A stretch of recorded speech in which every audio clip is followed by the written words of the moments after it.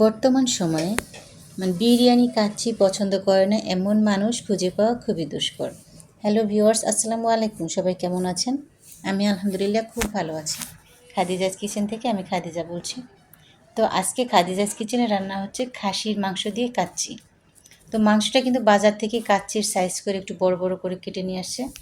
তো ইনস্ট্যান্ট কাচ্চিটা কীভাবে রান্না করবেন এটা দেখে কিন্তু শিখে নিতে পারবেন খুব ইজিলি। মাংসটা যদিও সকালে নিয়ে আসছে, কিন্তু যখন নিয়ে আসছে তখন কিন্তু আমি অফিসে অলরেডি বের হয়ে যাচ্ছি, এরকম একটা সিচুয়েশন।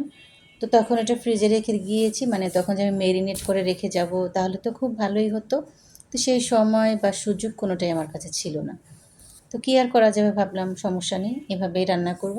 তো এসে কিন্তু আমি সব মশলা পাটায় বেটে নিয়েছি, আদা রসুন, তারপরে যে পেঁয়াজ বেরেস্তা করে নিয়েছি, কাজু বাদাম বেটে নিয়েছি, পোস্তদানা বেটে নিয়েছি, তারপরে যে জিরা ধনিয়া বেসিক যেগুলো লাগে, তারপর আপনার কাচ্চির জন্য একটু যেটা লাগে পোস্তদানা, তারপরে গরম মশলা, শাহি জিরা, এগুলো সব মিক্সড করে আমি সুন্দর করে পাটায় সব বেটে, আর এমন একটা অবস্থা আমি মনে করছিলাম যে টক দই ফ্রিজে আছে, কারণ আনা ছিল, ওটা যে খেয়ে ফেলছে সেটা আমি জানি না।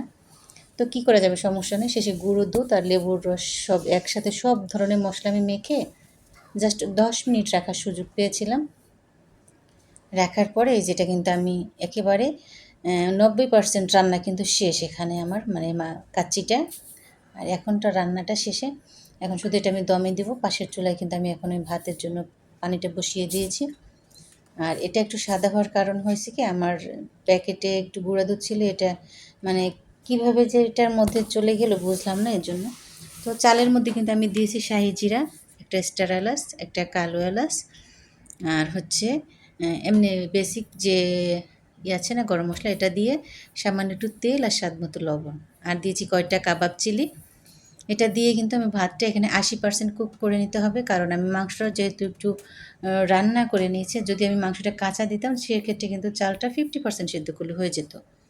তো এই দেখেন, চালটা কিন্তু আমি পানি ঝরিয়ে নিয়েছি। এখন যে পাতিলে আমি একটা বসিয়ে দেবো, সে প্রথমে কিন্তু পাতিলটা শুকিয়ে মুছে তারপর কিন্তু আমি ঘি ব্রাশ করে নিয়েছি পাতিলে। এরপর কিন্তু এই যে আমি প্রথমে একটু চাল দিয়েছি, ভাতটা দিয়ে এরপর কিন্তু মাংসগুলো সাজিয়ে দিচ্ছি।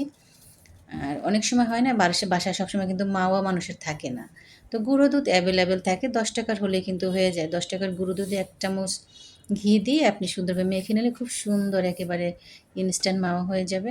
তো প্রথমে কিন্তু আমি মাংসটা দিয়ে দিচ্ছি পেঁয়াজ কুচি, এই যে পেঁয়াজ বেরেস্তা, তারপরে মাওয়া, তারপরে আবার রাইসটা দিয়ে দিলাম। এখন কিন্তু এই যে আমি আবার কিছুটা মাংস দিয়ে, আর এই যে কাচ্চির আলুগুলো কিন্তু বেশ বড় বড় হয়, তো অতটা বড় আমি দেইনি। আমি মিডিয়াম সাইজের আলু নিয়েছি, আমি প্রত্যেকটা আলু 2 টুকরো করছি। তো একটু ফুড কালার দিয়ে একটু ভেজে নিয়েছি, আলুটাও মোটামুটি 70% কুক হয়ে গেছে ভাজতে ভাজতে। এখন কিন্তু সব কিছু দেওয়া শেষ, উপরে আলু বোখরা দিয়ে দিলাম, তারপরে যে পেঁয়াজ বেরেস্তা, আমার যে ইনগ্রিডিয়েন্টস দেওয়া সবগুলো কিন্তু আমার এখানে দেওয়া শেষ। এখন দিয়ে দিলাম মাওয়া, তারপরে একটু কেওড়া জল দিব। এটা দিলাম আমি কাজু বাদাম আর কাঠবাদাম আমি কুচি করে রেখেছিলাম।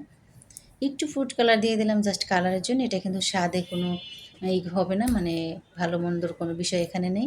আর এখানে কিন্তু জাল করা দুধ, আমি 250 গ্রাম পরিমাণে দুধ দিয়ে দিলাম। এই দুধেই কিন্তু মাংসটা হতে যতটুকু বাকি আছে এবং এই যে রাইসটা পুরোপুরি সিদ্ধ হতে যতটুকু বাকি আছে এটা হয়ে যাবে। এখন দিয়ে দিলাম 2-3 চামচ কিন্তু পরিমাণে ঘি। ঘি দেওয়ার পরে কিন্তু আমি এই যে মোটা করে আটা দিয়ে একটা বাউন্ডারি দিয়ে একেবারে 40 মিনিট দমে রেখেছিলাম। তো আরও 10 মিনিট আগে কিন্তু আমি চুলাটা অফ করে দিয়েছি। এখন কিন্তু এটা আমি খুলে নিলাম, এই জন্য অনেকটা বাষ্প হয়ে গেছে। তো ইনস্ট্যান্ট যে আমি রান্না করছি, এটার যখন আমি এটা করছি, ঢাকনাটা উঁচু করছি, এত সুন্দর একটা স্ট্রং ফ্লেভার আসছিল, খুব ভালো লাগতেছিল আলহামদুলিল্লাহ। আর আমরা তো সবাই এখন একসাথে ছিলাম, আমার শ্বশুর শাশুড়ি, দেবর ননদ, আমার দেবর আসছে বাইরের থেকে। তো এসে বলতেছে, ভাবি পুরান ঢাকার আমি সবচেয়ে হানিফ বিরিয়ানি খাবো, তারপরে বিউটি লাচ্ছি খাবো, তারপরে বিসমিল্লা কাবাব। তো আল্লাহর মধ্যে সবগুলো সে ট্রাই